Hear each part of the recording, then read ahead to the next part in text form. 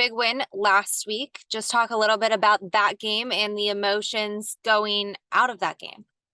Yeah, it was a game that we were able to finish. We started out fast, and then second half, not the best, but enough to get things finished out and get a win. So hopefully that momentum carries into this week. Not only the preparation, but emotionally, mentally, what we need to do to be successful.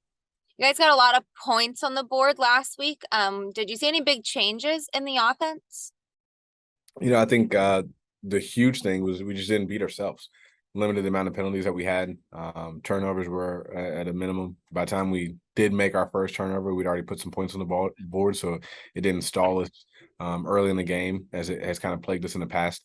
And then defensively, we were able to get a lot more stops. We were able to get the ball back to our offense, and anytime we can do that, it kind of sets us up to be successful. What's the game plan now for just keeping that momentum moving forward? We just have to repeat the same things that we've been doing in terms of effort, doing all the little things, the small details, making sure that we do the small things that way we can take care of the bigger ones. So this week, again, the focus, just like last week, is on us. Jeff City is definitely a tough opponent. I'm not taking anything away from them. Their O-line is awesome. They got some skill players that can really do some things, but at the same time, Hickman needs to focus on not beating Hickman. So Obviously, a big rivalry. Jeff City dates way back when. Just talk a little bit about that rivalry, just how it kind of started, what you're telling the guys about it, those kinds of things. In terms of a rivalry, it's awesome. It's one of those things that as a player, I love playing in it and talking to the players. It's over 100 years in terms of our high school playing theirs. And so there's a lot of tradition in terms of what it means to be a QB and playing football. This is one of those games that no matter what class you're in, you come back and you always ask about the Jeff City game. Not everyone that graduated from Hickman played Rockbridge. So the one consistent opponent throughout the years has been the Jeff City Jays. And so that's a big rivalry for not only the past, but even the present kids as well. Jeff City didn't have a big week last week, but they've kind of had some up and down games this season. Just what have you seen out of them, both offensively and defensively so far? They make a lot of big plays. On the offense side of the ball, they have some ball carriers that can definitely do some things. They create a lot of confusion with what they do. They like to run a certain amount of plays, but how they get to those plays is very, very creative, and how they get the balls to their athlete really puts them in position to be successful. So that's something that we have to limit. On the defensive side, up front, they're tough, they're physical. They got some guys on the back end that can really run. So can we get them in space? Can we take advantage of some of those things, or some of the things that we have to work on this week? What have you seen out of Damon Wells and just his coaching style and how he goes about the game? Very meticulous. His teams do not beat themselves. Very disciplined. They have a specific goal in mind when they enter each game, and they do a phenomenal job of executing that thing.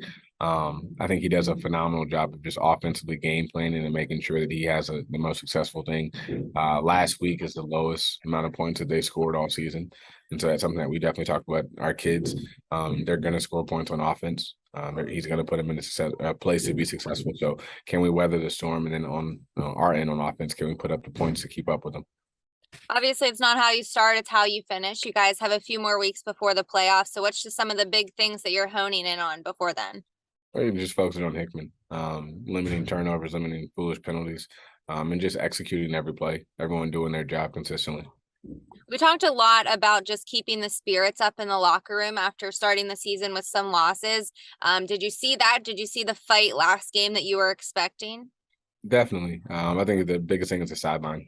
I think the ones playing, it's easy to kind of stay involved when you're out there and you're sweating, you're going after it. But the ones on the sideline, making sure that they're engaged, they're staying locked in, they're just as into it as the players that were playing. I think that was a cool thing to be a part of last week.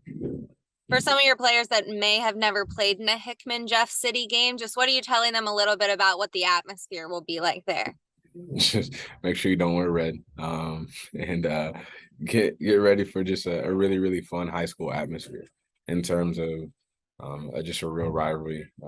Their fans travel really well, so there's going to be a sea of red on the other side. So preparing kids to see that mentally, physically, just emotionally, again, just with how much noise their crowd is going to make and how into it their game.